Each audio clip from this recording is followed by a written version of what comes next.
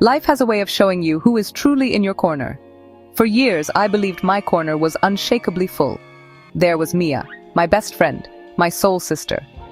We had known each other since we were girls with scraped knees and big dreams, sharing secrets whispered under starry skies. Our bond felt like a sacred pact, something unbreakable, a testament to true, enduring friendship. We navigated life's choppy waters together, celebrating every triumph and soothing every heartache. She was more than a friend. She was family, the person I called at 3 a.m. without a second thought, knowing she would answer with a steady, loving voice. And then there was David, my David. He was the love I had waited for, the man who saw the real me and cherished every part.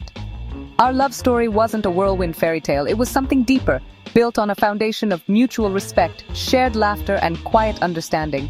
Our apartment wasn't just a place we lived, it was a sanctuary we had built together, filled with inside jokes, future plans, and the comfortable silence that only comes with profound connection. He was my partner in every sense of the word. I truly believed that with these two people by my side, I was invincible.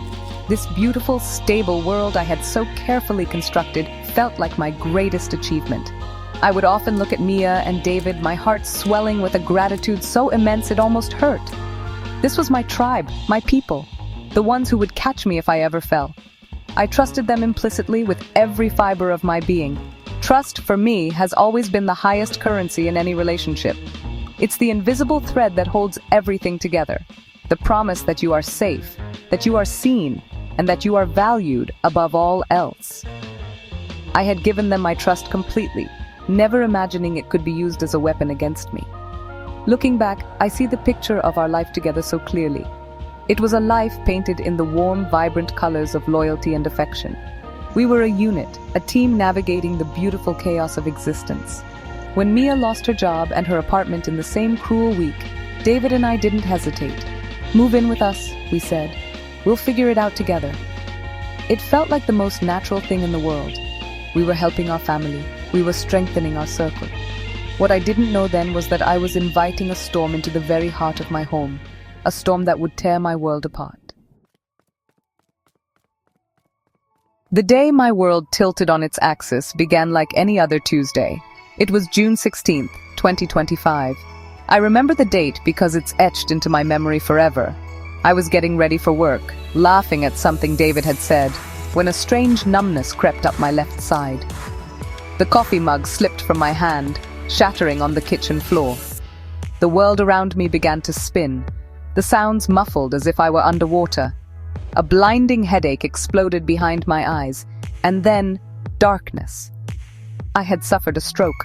The vibrant, capable woman I knew myself to be was suddenly trapped inside a body that had betrayed her. Waking up in the hospital was a disorienting haze of beeping machines, sterile smells, and unfamiliar faces in white coats. The doctors spoke in hushed, serious tones, using words like hemorrhagic and long road to recovery. My life, once a predictable and joyful journey, had become a terrifying question mark. I couldn't move my left arm. My speech was slow and slurred. Every ounce of my energy was focused on the monumental task of survival, of fighting my way back to the person I was just hours before. The fear was a living, breathing entity, a constant companion in that cold, lonely room. Through it all, David and Mia were supposed to be my rocks. Mia, now living in our apartment, promised to hold down the fort. "Don't you worry about a thing," she'd said, her voice filled with what I thought was genuine concern. "We'll take care of everything. You just focus on getting better." David would visit, holding my hand and telling me he loved me, his presence a comforting balm on my fractured spirit. I placed all my faith in them, believing they were my lifeline, my support system managing my home and my life, while I fought the biggest battle I had ever faced. This arrangement, which had seemed like such a blessing, was a perfect solution on the surface. My best friend living with my partner, ensuring our home was safe, and that I had a constant link to the world I was so desperate to return to. I imagined them tag-teaming responsibilities, keeping the light on for me, literally and figuratively. I put my trust in their shared love for me. It was a comfort to think of them together, united in their mission to support my recovery. How could I have known that the shelter I thought they were providing was hollow, a facade for a betrayal I could never have conceived? The truth didn't arrive in a sudden, dramatic confrontation. It unraveled slowly in a series of small, unsettling clues that my recovering mind struggled to piece together. It started with the phone calls. Mia's calls became shorter, more distracted. When I asked what she and David were doing, her answers were vague, filled with awkward pauses. Then a mutual friend called me, her voice laced with a pity I couldn't understand. "Are you sure everything is okay back home, honey?" she asked. A cold dread began to seep into my bones, a feeling that something was deeply, fundamentally wrong in the sanctuary I called home.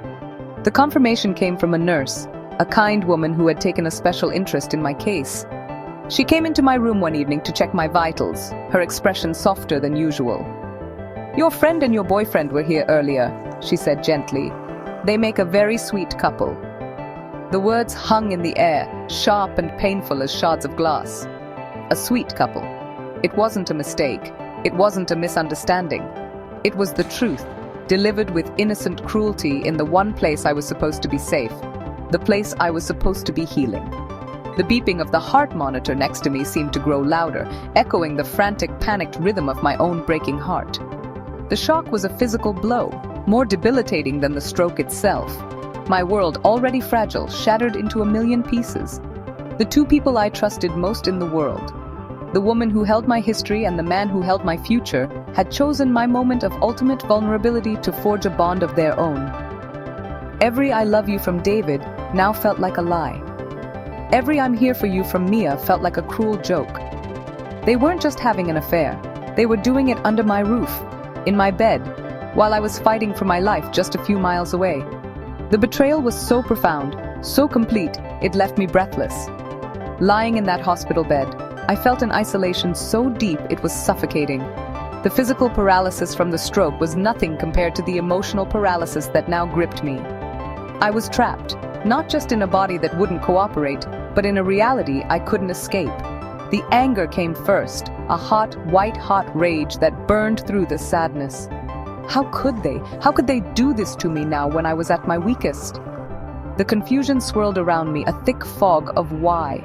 But beneath it all was a pain so immense it felt like a second, more devastating stroke, this one aimed directly at my soul. My recovery became a two-front war. On one side, I was fighting to regain control of my body, pushing through grueling physical therapy sessions to teach my limbs how to move again. On the other, I was fighting to reclaim my spirit from the wreckage of betrayal. The initial rage and sorrow were all-consuming, but I knew I couldn't let them win. I couldn't let their actions define my future. One day, as I struggled to lift a 2-pound weight, a profound realization washed over me. My physical strength was returning, slowly but surely. I decided then and there that my emotional strength would do the same. This ending would not be my end. It would be my beginning. I started by taking my power back. I called David and, with a voice that shook but did not break, I told him it was over. I didn't scream or cry. I simply stated my truth, that his actions were unforgivable and that he was no longer a part of my life. I did the same with Mia, telling her that our friendship was a memory and that she needed to be out of my apartment by the time I was discharged. Drawing those boundaries was the first real step toward healing. It was a declaration that I deserved better. I was choosing myself, my dignity, and my well-being over the hollow shells of relationships that had failed me so spectacularly. The journey has not been easy. There are days when the phantom pain of that betrayal aches more than my recovering body. But I have learned one of life's greatest lessons. You can only ever be as loyal to others as you are to yourself. I had placed my sense of worth in their hands, believing their love and loyalty were a reflection of my value. The truth is, my worth is inherent. It is not something that can be given or taken away by anyone else. This experience, as painful as it was, forced me to find that strength within myself, to become my own rock, my own sanctuary. Today, as I stand on my own 2 feet, both literally and figuratively, I look toward the future not with fear, but with an open heart. I am stronger now than I ever was before, forged in a fire I never asked for but survived nonetheless. I am rebuilding my life, piece by piece, on a new foundation, one of self-love, resilience, and unshakable inner truth. And I know, with every fiber of my being, that the best is yet to come. Because when you learn to be your own light, no darkness can ever truly extinguish you. This is my story, and this is my truth.